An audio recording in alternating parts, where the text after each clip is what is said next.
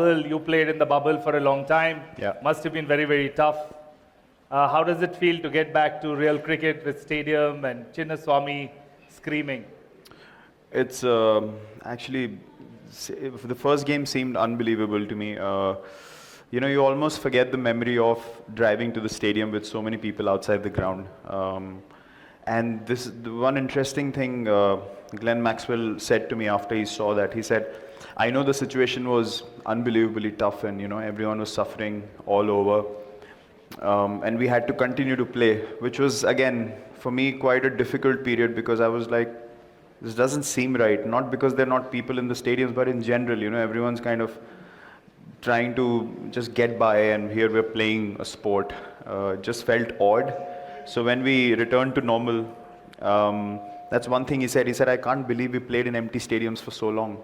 The fans are the essence of the game, especially seeing the passion of the fans of RCB. IPL always has been a special tournament. So when I saw those people outside the stadiums and the lead up, I got all the videos of the lead up to the game as well, like the queues for tickets and the frenzy that was in the city.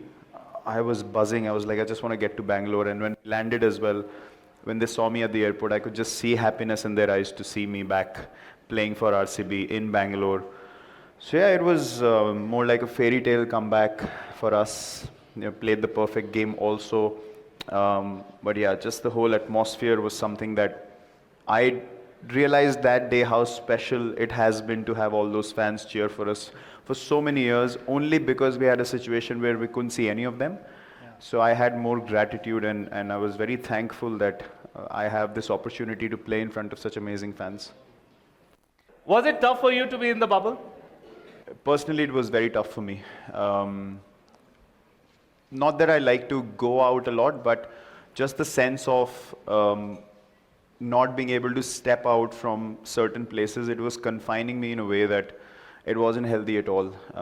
Plus, there were many things that were happening in the background when it came to cricket with me, which eventually came to the surface later for everyone to know. So no one knew at the time what I'm going through.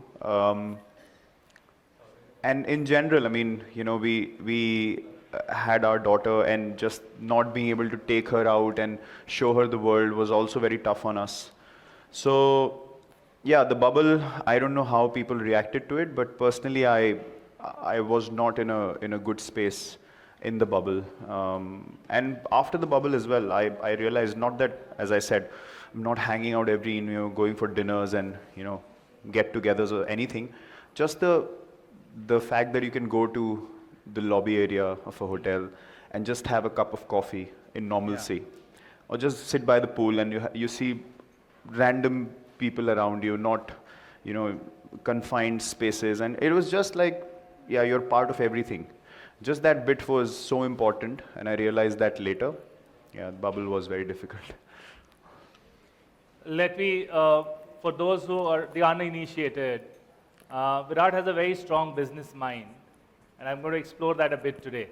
And he doesn't believe this, but I said that, leadership in the most tough, being the captain of the Indian team that he has been for the longest time, for so many years, it's one of the most difficult leadership roles available, right? I mean, so much of pressure. So I'm going to ask him a few related questions, but before I get to it, like this team you see, and few of them are watching online who are not in the city, not here, this is the #1 sports, lifestyle, fashion brand in the country.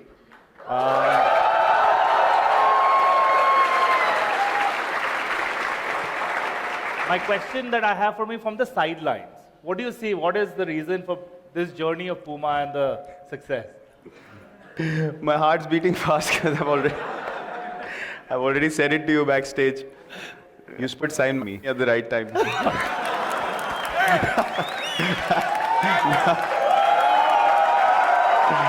No. That was just a joke. In all seriousness, you spoke about business, and I know that a lot of hard work goes behind planning, preparation, a forecast of what's going to be successful in the months to come. that's how we used to plan our structures as well. We always laid down a culture which was going to be healthy. It was never a planning of 7 days, 8 days, 10 days. It was all, I mean, I honestly had a vision of 7 or 8 years for Indian cricket to dominate all over the world. And I knew exactly what needs to be done to get there. So clarity was important, preparation, but the most important thing was commitment. If people who were in that room did not commit to the vision that's laid, it means nothing. And the commitment doesn't happen in front of your boss. The commitment happens when you're by yourself. That's how you create culture. So, and that is where the skill is required to create that much trust that when you're sitting by yourself, are you still thinking of taking things forward and progressing in a way that your own behaviors, your own ethics, morality, everything comes into play. Because the easiest thing to do is when you're by yourself, is to not align to the vision. And if people are aligning to the vision when you're not watching them, is the real success of leadership, I feel. That's something that I saw happen in the Indian cricket team as well. So, yeah, to see the brand where it is today, some amazing decisions obviously have been taken. When we had this conversation initially, I was with a couple of other brands which were quite prominent in India at the beginning, but they started fading away pretty quickly, and I understood why. Because I gave them a vision which they didn't align to. I told them my career is growing and I want to be able to create something of my own with a big brand in India so that we can grow together. That's how I'll be invested in the business myself, and I'll be thinking about how to take the brand forward rather than just being a face on the billboard with some of the global athletes. That meant nothing to me. So when we started our conversation as well, the first and the only condition was, are you ready to collaborate and do something which is something personalized, but also will help the brand grow? And they immediately said, give us a big bag of what you wear and we'll do it. Like, it was that instant. So I think the ability to take those decisions, obviously there's a sense of uncertainty. I wouldn't say that there's a sense of doubt, but you're not certain whether it's going to work or not.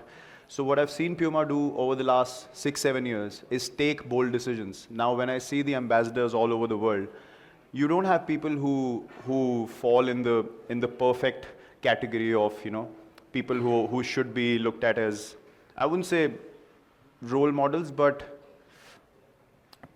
you've signed people who are very different. If you talk about a Neymar or you talk about a Hamilton being with Puma for so long, these are not people that you look at and say, you know, this guy goes by the book.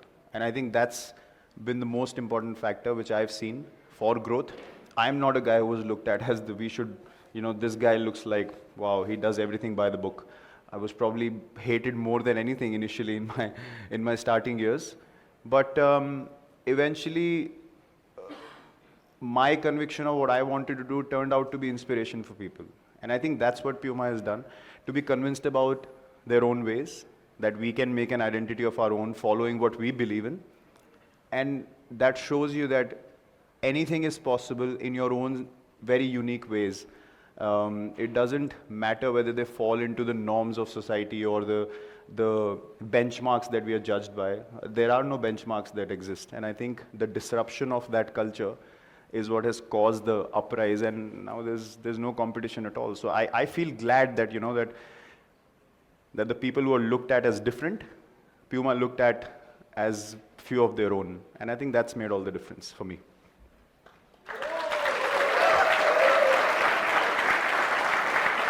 All right, Virat. I mean, before I zoom into anything else, we're doing this campaign, Let There Be Sport, and I know that you spoke about it in the conclave we did at Taj West End the other day. But to this group of people, like, we are in the sports business, and we believe the sports impacts much more than, you know, you're an athlete. It's an everyday life. I know you feel very strongly about it. I want you to quip on that for this team.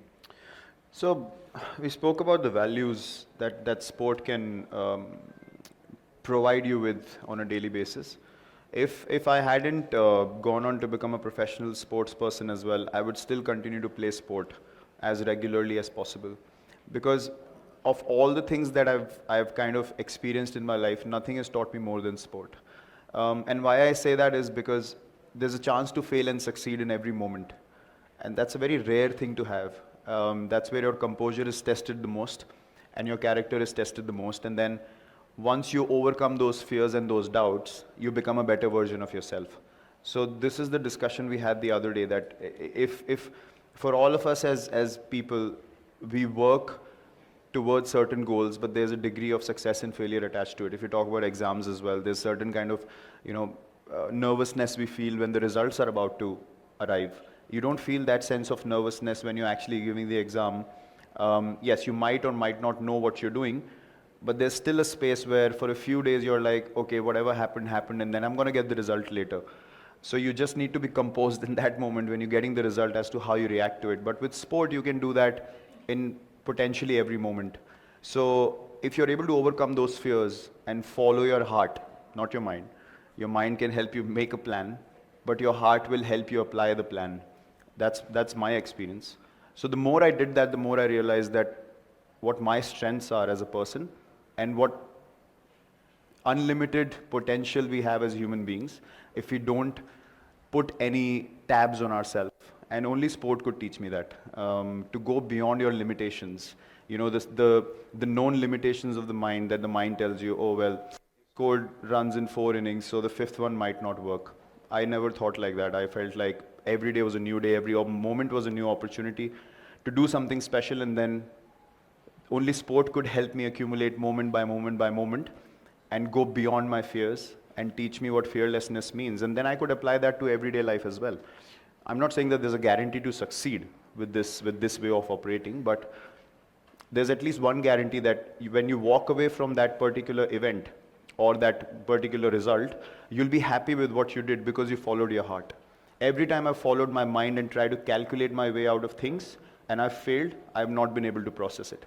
Every time I've followed my heart and I've failed, I knew that I did what I wanted to do, and then I could accept the situation the way it was. So it taught me things about processing success and failure more than anything else could in life, and that made me a more assured person that not everything is going to go well all the time, but that doesn't mean that you stop moving forward. You have to keep taking those steps to be in the moment, and I think sport can teach you that for every walk of life, whether it's studies, business, anything that you do. It helps you create that fearless mindset.